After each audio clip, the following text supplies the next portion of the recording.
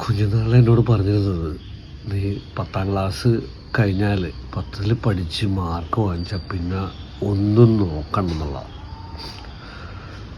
പഠിച്ച് പിന്നെ ഡിഗ്രിക്ക് നല്ല മാർക്ക് വാങ്ങിച്ചാൽ അതുവരെ നീ കഷ്ടപ്പെടണം, പിന്നെ നിൻ്റെ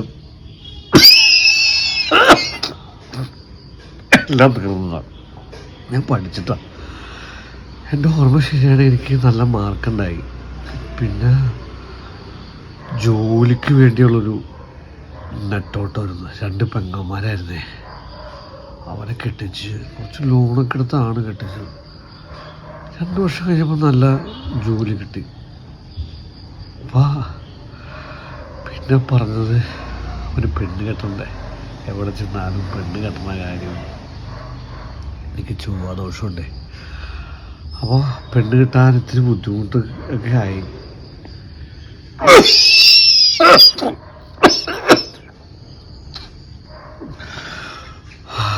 അതിൻ്റെ പുറകെ നടന്ന് പെണ്ണ് കെട്ടി.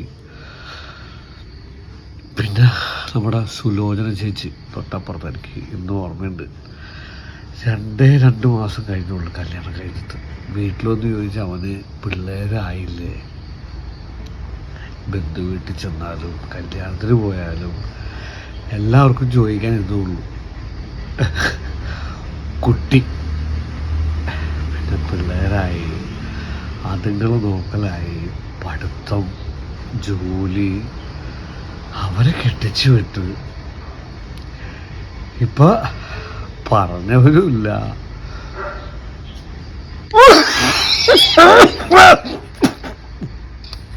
കേട്ടവരുമില്ല. പിള്ളേരിപ്പോൾ വിദേശത്താണ്. ഞാനിപ്പോൾ ഈ അവസ്ഥ. 2 അടി നടക്കണമെങ്കിൽ 2 പേര് വേണമപ്പോൾ. ജീവിതം ജീവിച്ചോന്ന് വെച്ചാൽ എന്തിനോ വേണ്ടി എപ്പോഴോ ജീവിക്കാമെന്ന് വിചാരിച്ച്